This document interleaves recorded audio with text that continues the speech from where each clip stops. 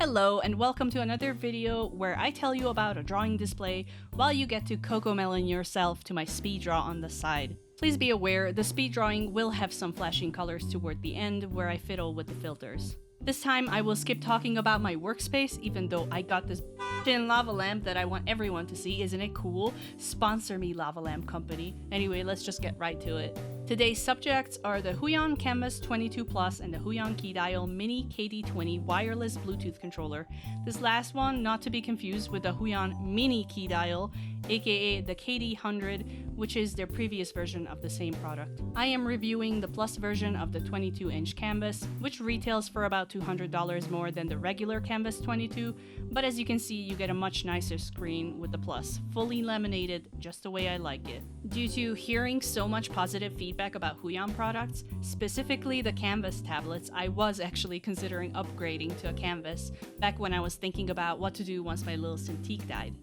Let's go through the contents of the box. We got the drawing display itself, the adjustable stand with the hardware to attach it with, the pen and the pen stand, a dusting cloth, an artist glove, a quick start guide, and finally the cables, the power cable with a power adapter, a USB-C to USB-C cable, and the 3-in-1 cable, which Wacom users might already be familiar with. With my PC, I am using this 3-in-1 cable. It connects to the power adapter and to your computer with an HDMI and a regular USB-A cable. Inside the pen stand, there are 10 replacement nibs for your pen and the metal ring that's used for changing the nib. The stand is made of metal, plastic, and rubber, and you can even see how the locking mechanics work on the inside of it before assembly. It was really easy to attach it to the display, and if you were to use a VESA mount, you wouldn't have to install it at all. Very cool that they included this with the tablet. It doesn't take up too much space behind it either, and it fits between my main screen's legs perfectly. The Huion Kamvas 22 Plus is a lot less rounded and bulky than the XP Pen Artist 22 Plus from my previous review video. I'm bound to make some comparisons now that I have the basis for them. And let's be honest, these two tablets are each other's competitors on the market. They have similar specs, are in a similar price range, and I think even the naming convention is deliberate with both of them being called Plus. So I'll mention this again later in my review. Veering back to the design, I really like the simple, rounded edge, but overall clean and sharp look with the Huion logo on the front. It's got professional drawing display vibes. The cable ports are on the right side, and I wish they were in a sunken receptacle in the back of the display so that they didn't stick out this much to the side, but that's probably not possible considering how impressively thin this display already is. On top of the tablet, there are 5 buttons, a power button, and the 4 others are used to navigate the tablet's built-in menu, where you can change all sorts of settings like you would on any other display. The active area of the display is approximately 18.7 by 10.5 inches, and it's a fully laminated screen with anti-glare etched glass surface finish. This seems to be the main difference between the Kamvas 22 and the Kamvas 22 Plus. I personally recommend laminated, like the Plus here, because that means there will be minimal to no space perceived between the tip of your pen and the screen itself. This matte glass doesn't have any additional protective film on it, but if you're concerned about scratches in the long run, Huion sells display screen protectors in their store. The one for the Kamvas 22 costs just under $40. The 1920 by 1080 Full HD display has bright, very saturated colors, and maybe I'll do some fine-tuning in the near future to bring its color space closer to my main monitors, but it's not so different that the art I make on it would look off, so I have not fiddled that much with it yet. Again, this is not a 4K screen, but I assume it's partially why it's so affordable. This stylus is comfortable, not too heavy, it's got a rubber grip, and of course, as we expect from drawing pens nowadays, it's battery-free and needs no recharging. It has a replaceable nib, 2 programmable buttons, and no eraser on the tip. Some might find this weird, but I never use those anyway. I like this quill-like shape they got going instead. The pen stand looks sus, but it has a satisfying texture on it, and it can be popped apart into 2 pieces with the replacement nibs and the nib changing tool hiding inside. As a side note, you will often find replacement nibs inside your pen holders in other brands' products too, so if you think you don't have any replacement nibs, maybe carefully check your pen stand for a secret stash. Putting the stand back together just requires a little pressure. I was excited to try Huion's wireless Bluetooth controller as well, the Huion Keydial Mini KD20. Now, this one does not come with the Kamvas 22 Plus, it's sold as a separate accessory. I appreciate Huion for sending me both since my processes rely heavily on shortcuts, and I could not get my XP Pen Shortcut Remote's driver to play nicely with Huion's tablet driver. Huion's controller came with a USB cable and has 18 keys and a dial controller. It's practically a fancy numpad. I use it flipped to its side, it's just better for me as a left-handed person pressing buttons with their right. There's an LED light on this controller that lights up in different colors based on its status. If you don't like it, you can turn the light off entirely in the driver.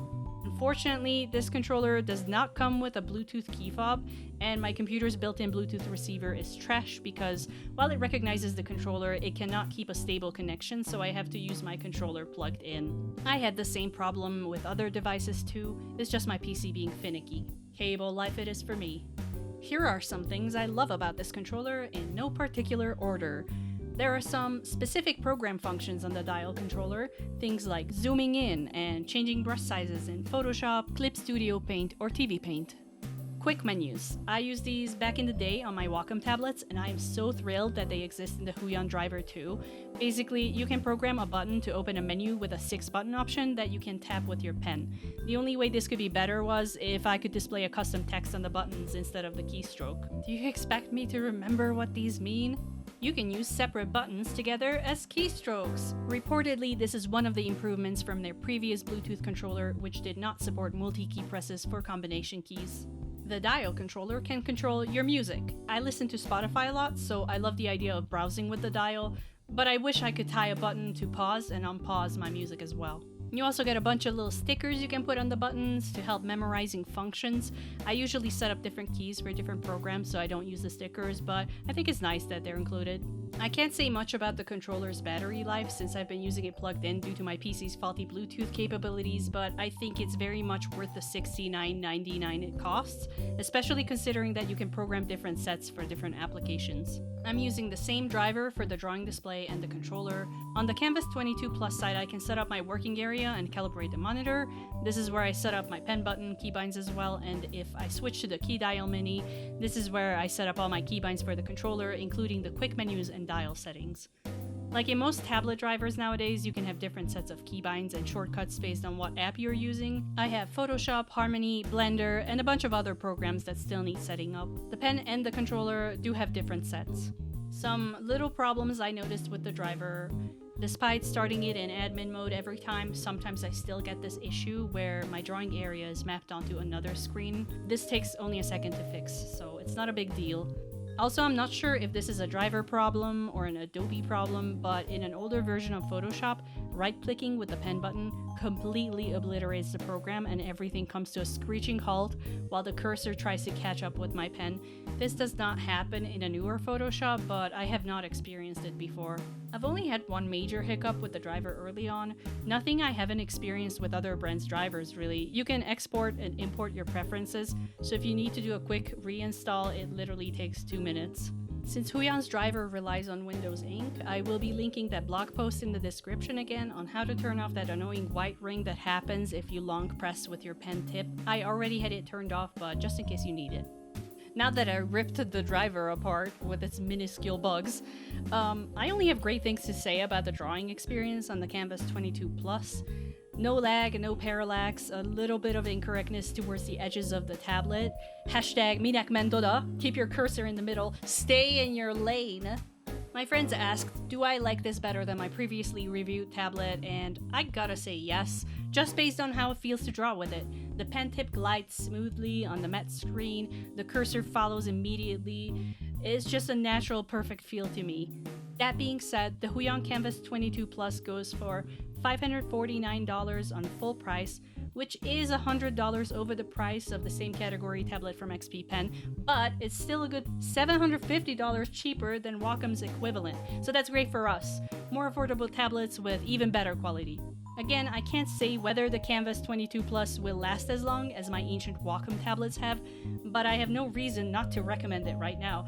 It looks good, it feels good, its driver is not any more jank than any other brand's drivers, and it's way under $1,000. If you're interested in the Kamvas 22 Plus and the Keydial Mini, I will have links to the Huion store in the description.